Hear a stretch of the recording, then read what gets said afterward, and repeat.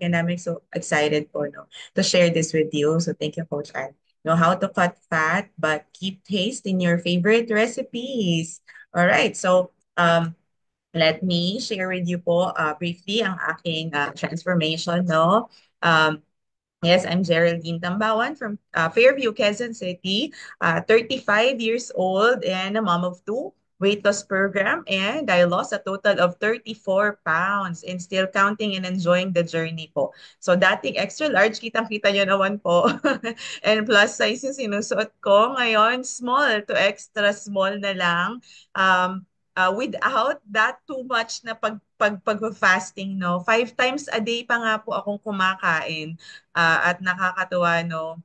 I-share ko mamaya kung paano ba ito. And when I started with Herbalife, I used to be I was a former full-time BPO trainer and a part-time virtual assistant. And dahil tutok sa trabaho lang, I had extremely sedentary lifestyle.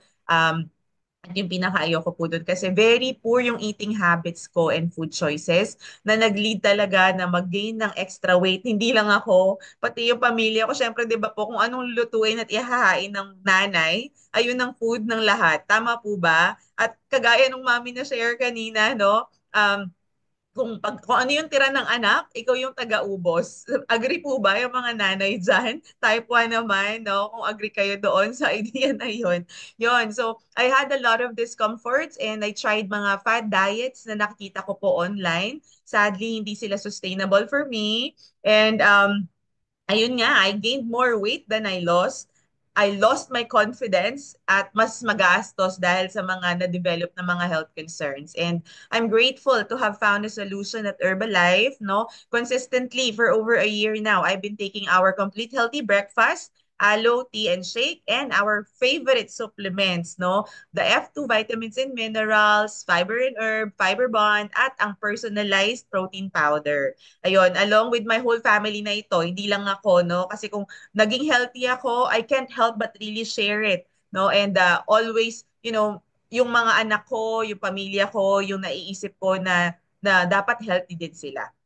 Ayan, kaya yun. So, nung una nga kami lang ni husband, but since we understand and appreciate yung balanced nutrition because of our community, ang kids, parents, yung in-laws ko ay na-improve na din talaga ang nutrition through Herbalife, no? And bilang I consider myself na mas wais na nanay na ngayon, mas takot na nga pong maubusan ng shake kaysa ng bigas. And salamat talaga sa transformation ng mindset, na-transform din yung relationship ko sa pagkain and I feel lighter, I gained more energy, I got my self-confidence back, o di ba? At nakakapag-exercise na din ako na hirap kong gawin po yun dati. Ang pinakamasaya, hindi pa balik-balik yung pagtaas ng timbang. Nasusustain ko na talaga. So, na-address na yung health concerns ko, nagka-bonus pa ako ng weight loss and na-improve din pati yung mentality, personality, and spirituality. So bukod dun sa results namin, no, nakakatuwa kasi may mga pa-training dito sa Herbalife na nabanggit kanina, di ba, yung ating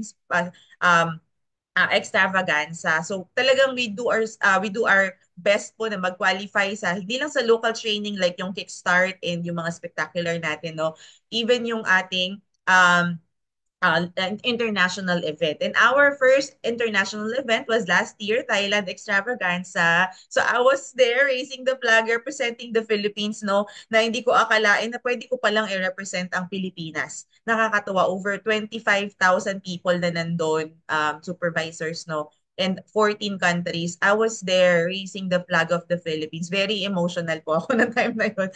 Ang gusto ko lang naman gumanda yung pakiramdam ko talaga. Yun po yung pinaka-goal ko nun. And gumanda na yung pakiramdam ko and it gave me more bonus, no? And yung deeper po yung naging purpose namin, ako mismo yung purpose ko sa buhay dahil dun sa event na yun. Kaya I'm so excited about the future because I know with Herbalife, no, as my and my family's nutrition partner, di na po ako takot tumanda na nakikita ko yung mga 50 plus and mga 60 plus dito sa ating community na ang tataas pa rin ng energy, blooming pa din, glowing ang skin.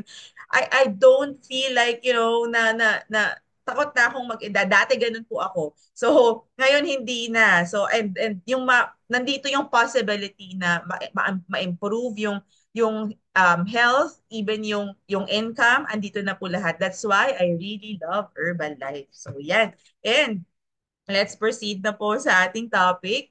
All right, how to cut fat but keep the taste in your favorite recipes. All right. So, ang unang tanong, at saan ba tayo mag-uumpisa, no? All right. So since, 'di ba, tapos na March na ngayon, no? And ayan na nga.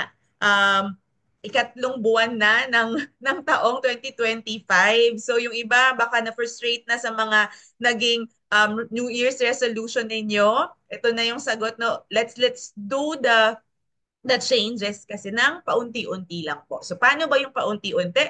Let's start with our go-to foods. Okay? Paano ba magkaroon ng makeover sa ating mga recipe to make it healthier, pero hindi sobrang taas ng calories or sobrang taas ng fat. So, unang-una, okay, ano ba yung mga go-to foods? Ito po yung mga pagkain na madalas or paulit-ulit mong niluluto para sa family or para sa sarili mo. Alright? Bakit? Kasi yung mga food na yon, since yun yung aware ka na lulutuin mo or mas madalas mo lulutuin, no? This week, the coming week, alam mo yung list ng ingredients. So just look over the list of your ingredients and let's see kung meron bang pwedeng iswap, mga pwedeng palitan. Just that this is what we did. This is what I did po personally, no? And unang-una, why do we do that? To reduce the fat and the calories and at the same time, boost the nutritional value of your dishes. All right? So, here are some samples on how you can look over the list and swap. Okay? So, for example, no, sa iyong dish, kailangan mo ng sour cream, let's say pang pa dressing or whatsoever. Maybe you can use plain yogurt. Okay? Or maybe, magsa-spaghetti ka. Ang madalas mong ilagay ay ground beef. Maybe this time you can swap it with ground chicken. Yung turkey, yeah, pwede rin. Mas maganda yan. Siyempre, American, ano po kasi ito article, no? Alright? Pero sa Philippines, you can use ground chicken. Pero kung may pambili ka ng turkey, go ahead. Kasi isang napakagandang option din po yan. Alright? So, ako na-try ko na po yan. I even add carrots to my spaghetti to add the fiber in it. So imagine mo, akala mo lang yun, no? Sauce and beef lang. Pero may additional fiber pa yun na dagdagan ko rin ng mushroom, okay, para mas talagang ma-boost pa yung nutritional value. Alright? So yun na nga, add more fiber. So aside from adding the veggies in the pasta sauce, you can swap white rice with brown rice. Okay, if you're concerned about the price, now if you're gonna look at the difference, guys, tiningnan ko last time, 53 or 60 pesos na ngayon yung white rice na binibili namin. Samantalang yung brown rice, 70 pesos lang per kilo. So imaginein mo yung difference nung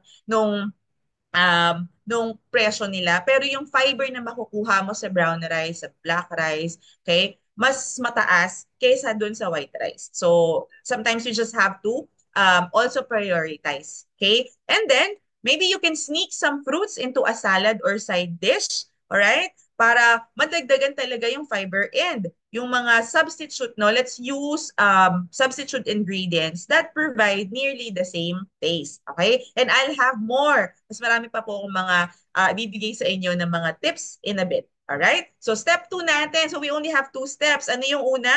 Look over the list and swap. And ang ating pangalawang step, okay, pangalawa at huli, look at the amounts of some of the ingredients to see if you can change them to make them or make the dish healthier. So, just look at the amounts and change. What does it mean? Okay? So, aside from the ingredients, no, swapping the ingredients, let's also take a look or let's also be aware of the way we cook them. Kasi nakaka-affect din po yun sa texture, nakaka-affect yun sa calories ng pagkain at sa nutrition value ng pagkain. The way we cook the food, the way we prepare the food.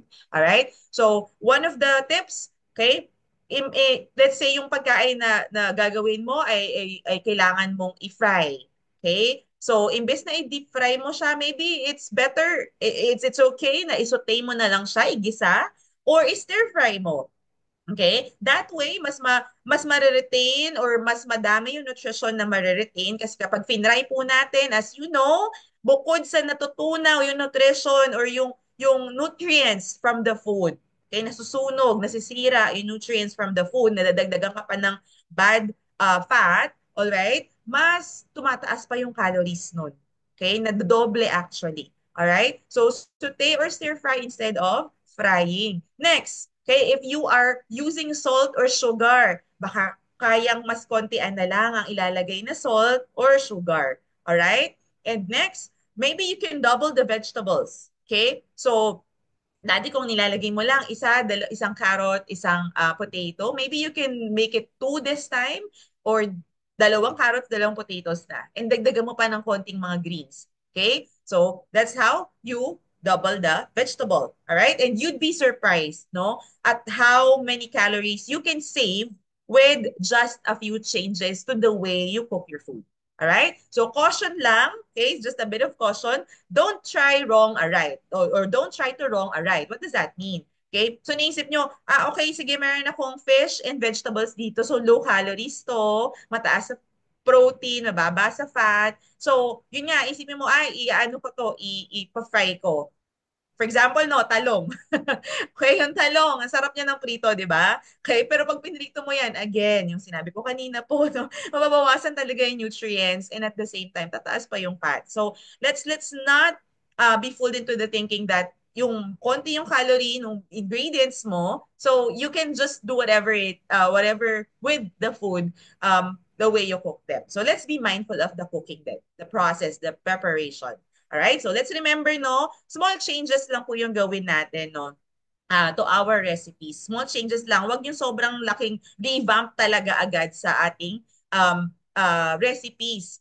Okay? Kasi small changes to your recipes can lead to big calorie cuts. And a few ingredient swaps can make home-cooked dishes so much healthier and a little bit better for you and your family. And of course, small steps taken together can add up to big results. Sabi nga, no, small steps, one step at a time, okay? And paunti-unti, okay, magiging big results yun. Kasi syempre, yung small steps, they're often easier to handle than huge, sweeping changes which can be unsettling, okay? Or hindi mo masusustain kasi ang bilis, ang laki agad ng difference na ginagawa.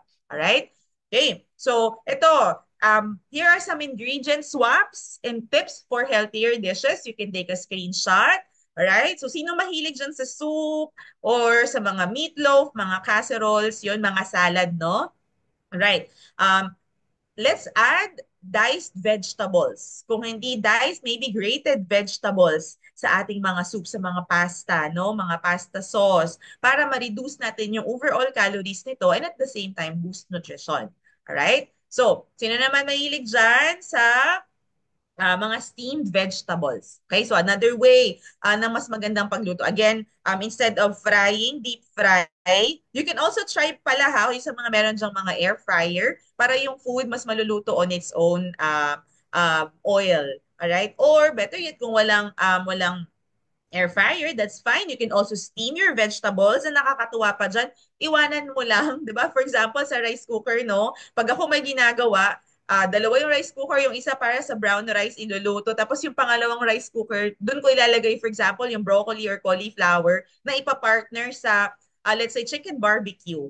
Okay? So, imagine mo naluluto na silang sabay doon habang may ginagawa akong iba, 'di ba? So, very smart, not just the food choice, but also the preparation. Okay? So, season your steamed vegetables kasi alam naman natin pag steamed, yung vegetable, bland yung lasa niya, di ba? So, why not season it with lemon, vinegar, herbs, okay? Maybe add some garlic, onion, and spices rather than relying on butter or sauces. Okay, what else?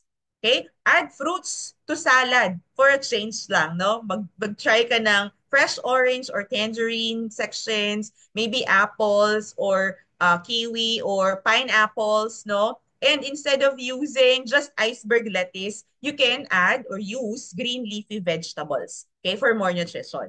And another thing, dito talaga, ito sobrang na-appreciate ko ito, no? Hindi na kami na bubulukan ng fruits and veggies when I learned about freezing vegetables and fruits. Okay? So, 'di ba ang mahal ng broccoli and cauliflower. So recently I bought like more than 3 kilos ata 'yon. Eh since iluluto ko siya ng pa chop chop no, pa portion portion. So what I did, um pinagparte-parte ko and then nilagay ko sa freezer. Okay, tapos yun yung ini-steam ko. Kagabi yun yung ini-steam ko, yung last, yung one-third ng broccoli and cauliflower. So, yung nutrition value niya, or pag may bibili pala kayo na frozen na, okay, na fruits and veggies, it may be less expensive pa ha, and allow you to eat foods that might not be available all year. Okay? So, magandang way to. Yung mga saging, bago pa sila masira, hinahati-hati ko na yan or sinaslice ko na yan na parang ano na sila, blender ready na.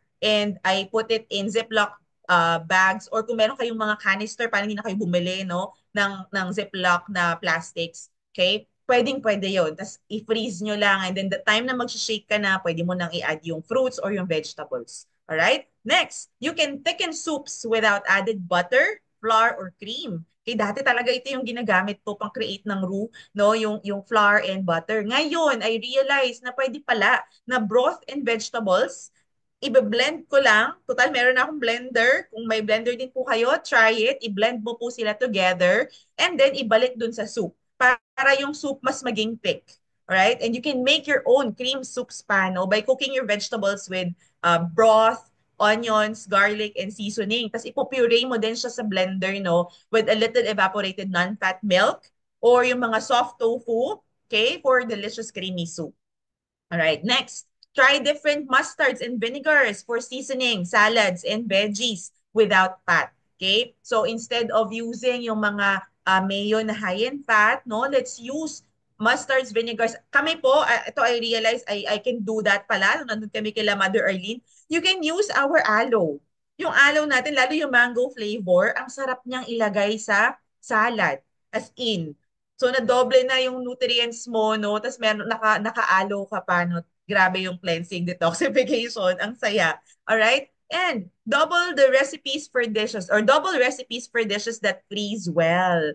Grabe yung power ng pag-freeze, no? Okay? Yung mga soup, mga stews, and mga casseroles, yun yung mga pasta sauces po namin. Pag gumagawa akong pasta, dinadamihan ko na para hindi ako luto ng luto. So gagawin ko, magtitira lang ako ng ilang pasta sauce para the time na gusto namin magpasta, no, I don't have to redo. Pwede ko nang ito, yung pasta sauce na yon, and then eventually, i-reheat ko along with the pasta. So, ang sarap na fresh yung pasta mo, tapos may sauce ka na kaagad na available. Hindi ko na kailangan maghiwa-hiwa agad.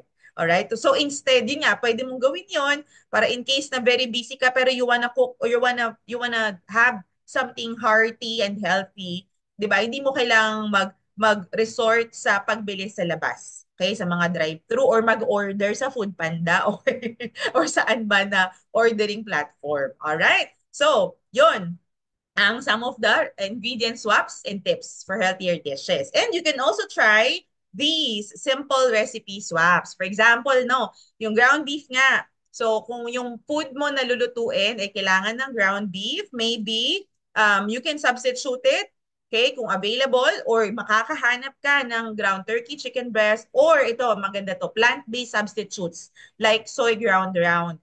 Okay, ito yung ginagamit to ng mga vegan na pamalit sa beef. Kasi yung texture niya, pang ano talaga, pang meat talaga, meat substitute siya. So, how do you use it? Spray pan with pan spray before browning.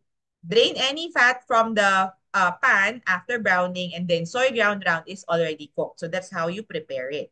All right? Next, let's say, kailangan mo ng butter or margarine for baking. So, instead of using those no options, you can use applesauce instead. Okay? Pag naisip ko apples, pag naririnig ko to, naisip ko Gerber, Cerelac. All right, and yes, yes, you can use it. Apple sauce, no? Or yung pureed na apple, baby food na prunes or carrots, and even mashed banana or avocado. Okay? You will need to experiment though. Okay? You can usually replace one half or more of the fat in the recipe with one of the substitutions. Okay? This can cut the fat and boost nutrition. O, di ba? All right. Another swap for vegetable, I mean for butter to saute vegetable, no? Did you know that you can use pan spray or broth or wine? Kung meron ka dyan natitirang wine, pwede mo siyang ipang saute and vegetable juice. Okay, all you have to do, spray mo yung pan mo with the pan spray or saute it in wine or broth or vegetable juice. Tapos cover lang yung pan to sweat. Pagpapawisin mo lang yung vegetable para maluto siya sa sarili niyang um, moisture. Okay? And cheese. Okay? You can substitute cheese like yung especially kung Parmesan or cheddar, you can substitute it with reduced fat cheese like cottage cheese and ricotta cheese. Okay? And also you can ask your sponsor, ano pa yung other yung mga nag-invite sa dito, how they do it. You can ask in your community. Feel free to ask sa mga GCs, all right? And they will be happy to share with you. Or even ask nyo si paring Google, no?